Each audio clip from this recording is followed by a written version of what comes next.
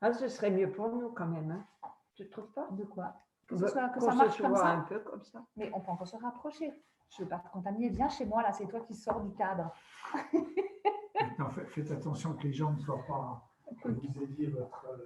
Qu'est-ce qu'il y a Alors, derrière? Tu as la réverbération de ça et tu as, qu'est-ce qu'on voit là-bas? Le cadre. Non, c'est le cadre qui est là. Ah ben, tu as... et la lumière qui se réverbère dans le. C'est la dans le cadre. Qui se réverbère dans le cadre. Ça ne fait rien. Le jeune homme, il est pas mal derrière. Hein. C'est comme ça. Ah oui, Madoué. C'est mieux. C'est mieux? Qu'est-ce que tu penses? Tu sais lire?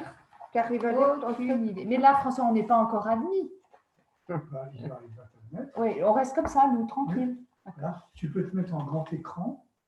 Tu te mets en... Ah oui, en carré. J'espère que j'ai le bon texte. Ça, c'est bien. Et puis.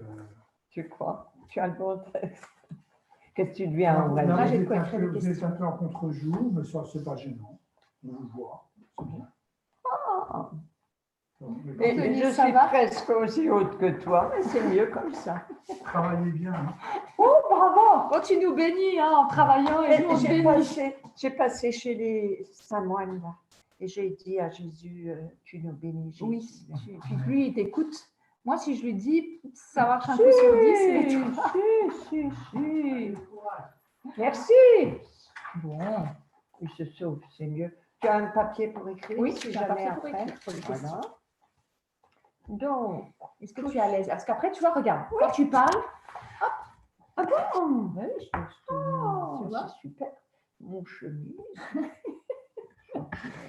Voilà, après, on peut aussi rester toutes les deux, c'est comme tu veux. Oui, écoute. Je peux me reculer et toi, mais viens un peu plus près de moi. Parce que tu vois, si oui, mais j'y regarde, je suis bien. Ah, voilà. Ah, Christophe. Oh, ben, tout le temps, hein, il est à l'heure. Oui, tout à l'heure. Voilà, bonjour. Bonjour, salut. La tête que je fais. Ça va?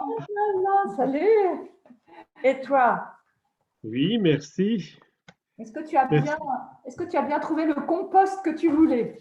Oui, ça va. Oh. Je le cherche à l'usine de compostage qu'on a à côté de chez nous, quoi. Oh, usine? Oui, c'est enfin tous nos déchets verts qui sont récoltés, quoi, ils ressortent. Ah oui. Voilà. Oui. Voilà. Alors, tu survis? Est-ce que tu nous entends? Oui, ça va, c'est très bien. Voilà. C'est bien.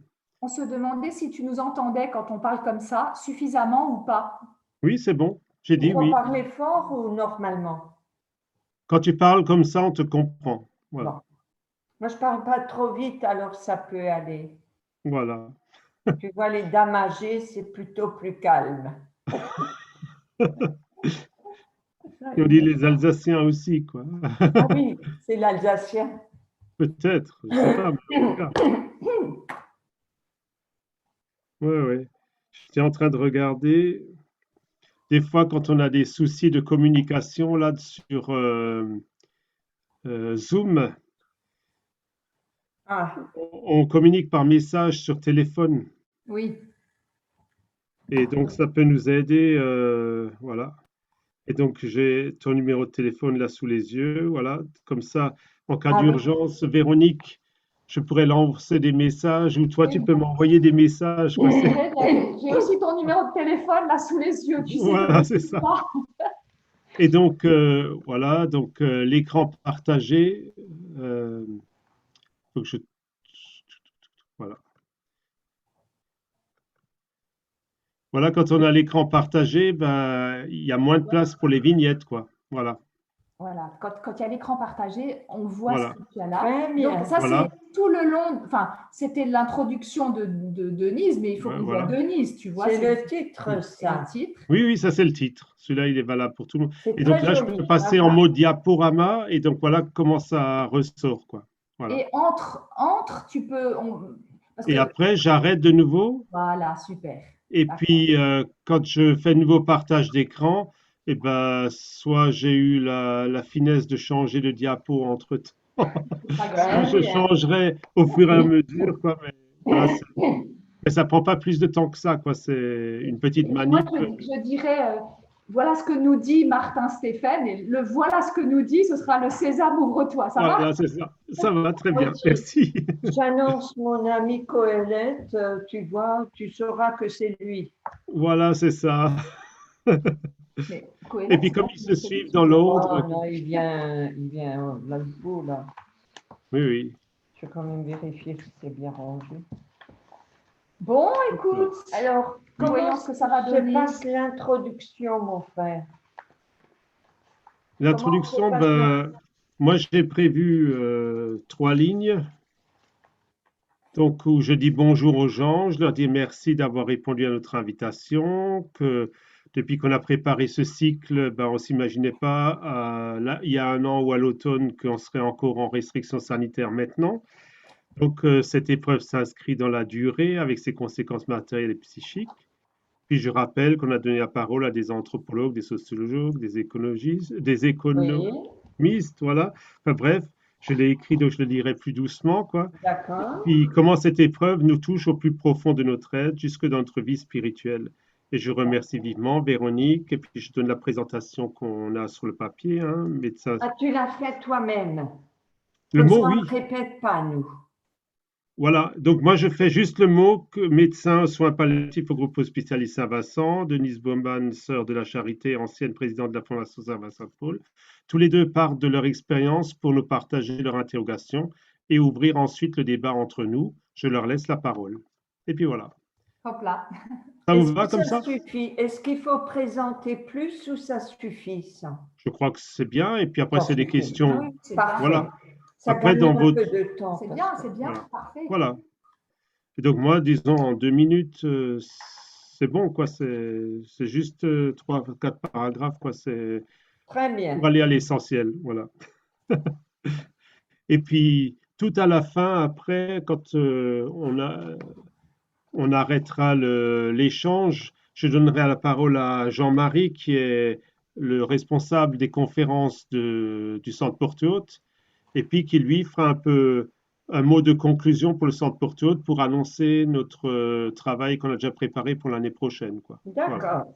Sur la question de la liberté, quoi, ou des Waouh. libertés. Voilà. Très bien. Voilà. Donc, c'est un peu notre programme, quoi. Et puis, donc, maintenant, Parfait. il faut attendre que les gens viennent, quoi. Voilà. Donc, c'est Véronique qui commence. Toi, Et tu moi, je introduis. termine. Ah Ah non, oui. j'introduis Hop là, pas. Si, T'introduis plus? si, je peux le faire, mais c'est pas intéressant. Bah, Attends, ben si. Je peux dire par exemple, cette épreuve du virus depuis plus d'1 an, la pandémie surgit en mars 2020, du jour au lendemain tout s'est arrêté. 1 an après, comment relisons-nous ce vécu? Ce Covid-19 est venu ébranler. Très vite, nous avons constaté la fragilité de nos sociétés. Ça commence bien. Tu crois qu'il faut dire ça? Fallait-il un désastre sanitaire pour que nous nous posions des questions nouvelles, des questions essentielles? Dans cette modeste et très partielle relecture, nous avons choisi avec le docteur Véronique Vignon quelques événements vécus essentiellement dans le cadre de la clinique de la Toussaint, située au centre de Strasbourg, rue de la Toussaint. Dans ce même parc se trouve également notre maison mère des Sœurs de la Charité. Véronique Vignon, ça va? Oui, bah oui, si tu veux, oui, c'est très bien. Je laisse la parole à Véronique Vignon à partir du vécu hospitalier comme médecin en service Covid. Voilà. Et je démarre. Ça, Voilà, les gens commencent à nous rejoindre. C'est bien. Oui, oui, oui. Il n'y a pas de souci. Voilà. Voilà Jean-Marie. Voilà. Bernadette. Bonsoir Jean-Marie. Vous êtes sans image. Mais mon nom apparaît. Oui. Voilà, c'est ça. Il y a Dominique aussi. Oui, bonsoir. Bonsoir, Denise. Ça a marché. Hein. Ça va. Mais, Voilà. alors, quelle bêtise j'ai Sauf- fait? Vous êtes allé sur Facebook alors qu'il ne fallait pas aller sur Facebook. uniquement. Mais Facebook s'affiche des photos. Alors, je dois appuyer sur quoi en bas comme petit pictogramme? Quand même là-dessus, mais il faudra qu'on le refasse. Non, mais là maintenant, vous l'avez. Donc, Oui, c'est parfait. Oui. c'est bien. On va attendre le début. C'est De toute façon, elle Monsieur n'est pas là. Barbu et Monsieur Barbu. Ouais. Alors, vous voyez, ça, c'est Voilà. des gens qui ont coupé les micros. Alors, moi, je pense que vous avez le micro, c'est bon. Il y a 5 Jean-Marie, Bernadette. C'est pas beaucoup. Ça va, Dominique? Mais Véronique Vignon, ça me dit quelque chose. Ah bah oui, c'est la dame qui... Parce que si j'appuie là-dessus, alors, vous ne voulez pas qu'on vous voit, donc je laisse comme ça. Pas particulièrement. D'accord. Voilà. Si Donc, je bonsoir. gérais bien, ça ne me gênerait pas. Mais je ne gère pas si jamais on me pose une question ou on y Non, voit. vous ne poserez pas de questions. Hein. Non, mais c'est bien comme ça. Hein. Donc, je pense que ça va commencer après. Et après, il faudra juste aller sur... À la fin, il faudra aller sur... Vous voyez, alors là, voilà. Donc, il n'y a pas de vidéo. Si j'enlève ça, on va vous voir. Oui, Fallait-il un désastre sanitaire pour que nous nous posions des questions nouvelles, des questions essentielles? Dans cette modeste et très partielle relecture, nous avons choisi avec le docteur Véronique Vignon quelques événements vécus essentiellement dans le cadre de la clinique de la Toussaint, située au centre de Strasbourg, rue de la Toussaint. Dans ce même parc se trouve également notre maison mère des Sœurs de la Charité. C'est Véronique Vignon qui va commencer à vous parler. Voilà, merci. Bonjour à tout le monde. Merci à Sœur Denise de m'associer à cette prise de parole. Effectivement, il y a 1 an, j'étais encore en exercice parce que je viens juste de prendre ma retraite comme médecin à la clinique de la Toussaint. Et en quelques jours, cette clinique a été complètement transformée pour accueillir des patients âgés, atteints de Covid, a priori non éligibles à une réanimation. Et ces personnes venaient de toute l'Alsace, puisque vous vous souvenez que Mulhouse était complètement débordée. Et ils arrivaient dans un premier temps aux urgences du CHU à Strasbourg, qui assurait un premier accueil et qui ensuite nous adressait en deuxième intention certains patients. Alors, l'intérêt n'est pas de vous raconter ce qui s'est passé, mais plutôt ce qui nous est arrivé au moment même, et qu'est-ce qu'on peut en dire aujourd'hui, et qu'est-ce qui nous arrive aujourd'hui 1 an après. Et de ceci, quelle relecture nous pouvons faire pour aborder demain. C'est surtout ça qui m'importe. Alors, à première vue, ce qui nous est arrivé, c'est un mélange un petit peu étonnant de sentiments très négatifs, allant de l'horreur, il faut le dire comme ça, à un bout de la chaîne, au désarroi, à un profond désarroi, le curseur étant placé entre les deux. Donc, mélange de sentiments très négatifs de ce type, et puis d'un énorme déploiement d'énergie, de créativité, un élan partagé dans cet hôpital qui était complètement inattendu. En tout cas, c'était la première expérience de ce type que j'ai faite dans toute ma carrière. Voilà ce qui s'est passé à première vue. Ce qui est plus difficile, c'est à distance, c'est-à-dire, est-ce que vous m'entendez? Oui. Merci. Ce qui est plus difficile, c'est de se rendre compte à distance, c'est-à-dire 6 mois plus tard et maintenant 1 an plus tard, ce qui prédomine en discutant avec mes collègues, quelle que soit leur fonction, c'est plutôt un climat d'épuisement ou de colère, voire de revendication, une certaine amertume. Le meilleur mot que j'ai trouvé, c'est un désenchantement. Et les uns et les autres adressent des questionnements à leur direction immédiate, mais aussi aux directions du système de la santé en France. Et c'est des questions que je partage aussi. En gros, la question tourne autour de « mais quelles leçons avons-nous tirées de cette première vague? Avons-nous vraiment tiré une leçon ou sommes-nous en train de courir après quelque chose qui nous dépasse et dont nous n'avons pas la compréhension ?» Alors, en discutant avec tous ces collègues sur place, je me rends compte qu'au mal-être actuel, il y a probablement une racine intérieure, il y a probablement quelque chose qui vient d'un bouleversement beaucoup plus personnel aussi, et qui n'a peut-être pas trouvé l'espace d'être relu, donc compris, avec des insatisfactions qui agissent encore en clandestin. Et dans ce registre, il y a 3 choses qui émergent à l'évidence. La première, et dont je voudrais parler avec vous ce soir, bien sûr, il y a d'autres raisons, mais celles-ci sont tellement évidentes. Cette vague de Covid à l'hôpital nous a mis dans une situation d'impuissance radicale, alors que nous nous défendons bec et ongles et nous disons que nous ne sommes pas en position de toute puissance à l'hôpital. Et bien réellement, je pense que si notre impuissance et notre vécu face à cette impuissance révèlent quelque chose d'autre, il nous est arrivé un climat d'incertitude absolument énorme de tous les instants, de tous les jours et dans la durée. Et il nous est arrivé un bouleversement gigantesque de nos codes de relations à l'intérieur de l'hôpital. Et alors, je vais creuser ces 3 pistes avec vous parce qu'elles ont probablement quelque chose à nous dire pour la suite. Alors, d'abord, l'impuissance. L'impuissance, évidemment, à tous les niveaux de notre société et de notre hôpital, elle a été vécue. Évidemment, les cercles scientifiques, les comités scientifiques les plus prestigieux ont vécu déjà cette impuissance à comprendre cette maladie, à la décrire, à anticiper, à traiter, donc impuissance au plus haut niveau.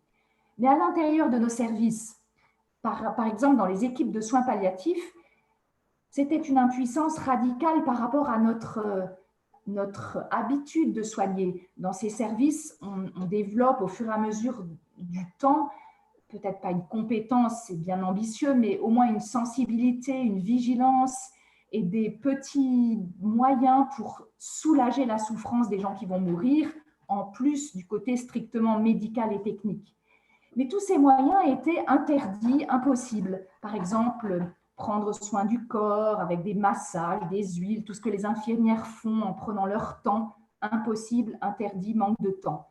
Ou alors, c'est cette intuition que pour le bien de chacun, ce qu'il se noue de relations entre les patients est une chance. Alors, on propose des repas communs entre les patients, évidemment interdits. Ou bien encore l'intuition que prendre soin de la famille et des proches, c'est bien sûr pour la famille et les proches, mais c'est aussi pour le patient, parce que plus le proche supporte mieux la relation avec le patient va être bonne, et plus le patient va être au mieux de ce qu'il peut intérieurement. Eh ben, visite des proches cadrée, gantée, minutée, aucune spontanéité, enfin, un climat qui ne ressemble à rien. Ou alors encore notre façon de prendre soin du corps mort, d'aménager la chambre, d'aller jusqu'à offrir un rituel de deuil. Et encore, je ne suis pas du tout dans les obsèques. Tout ça, ça veut dire le respect qu'on porte aux personnes, et ça permet de continuer pour d'autres. Mais tout ça, impossible, interdit, bousculé. Voilà. Donc, au niveau des équipes, une impuissance radicale par rapport à ce que l'expérience patiemment a construit de façon de faire. Et puis, impuissance à un niveau très personnel, je n'ai jamais aussi souvent entendu avouer à tous les échelons des équipes.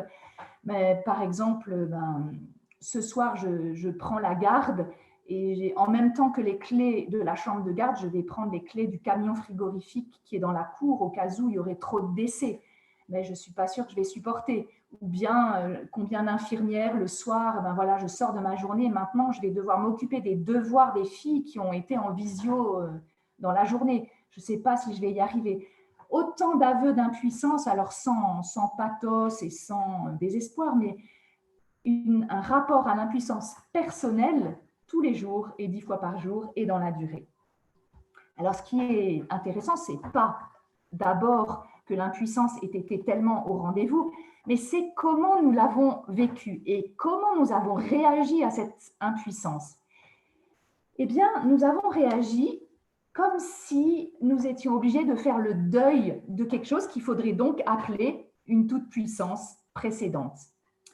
Vous savez, Elisabeth Kübler-Ross, beaucoup connaissent, c'est une médecin suisse qui a travaillé aux États-Unis, qui a, en fréquentant des patients, en écoutant énormément de patients et en les fréquentant, qui a décrit ce qu'elle a appelé les étapes du deuil.